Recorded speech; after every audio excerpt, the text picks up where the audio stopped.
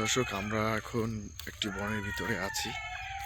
আমরা যেই জায়গাতে মূলত ঘুরতে আসছিলাম, আর সেখান থেকে বের হতে হতে কিন্তু অনেক সময় হয়ে গেছে।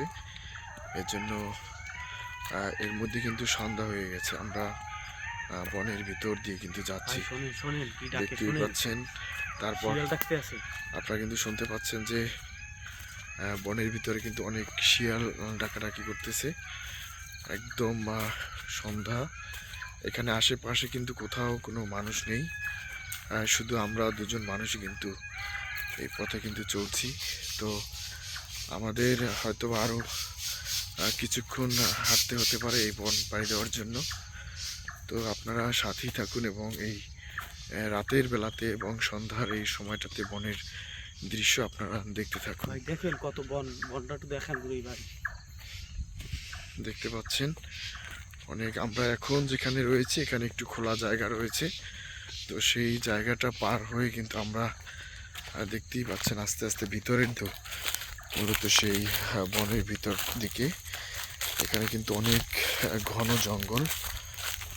এখন কিন্তু একদম দেখতেই পাচ্ছেন সূর্য কিন্তু পুরো অস্ত চলে গিয়েছে। তো আমরা যেই জায়গাটিতে আসছিলাম, আমাদের বের হতে হতে কিন্তু অনেক সময় লেগে গেছে। সেই জন্য কিন্তু আমরা এখনো কিন্তু সেই জঙ্গলের ভিতরেই কিন্তু পথ অতিক্রম করতেছি। দেখতেই পাচ্ছেন অনেক ঘন জঙ্গল, কিন্তু খুব ভয়ঙ্কর। তারপর রাত্রেবেলায় কিন্তু কাটা দেখে পার হতে হয়, যেহেতু আমরা বিকেলে বের হয়েছিলাম বিধায়।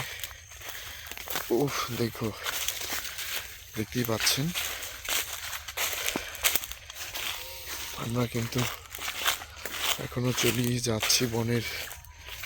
আসলে কোথা থেকে আমরা বের হতে পারবো জানি না।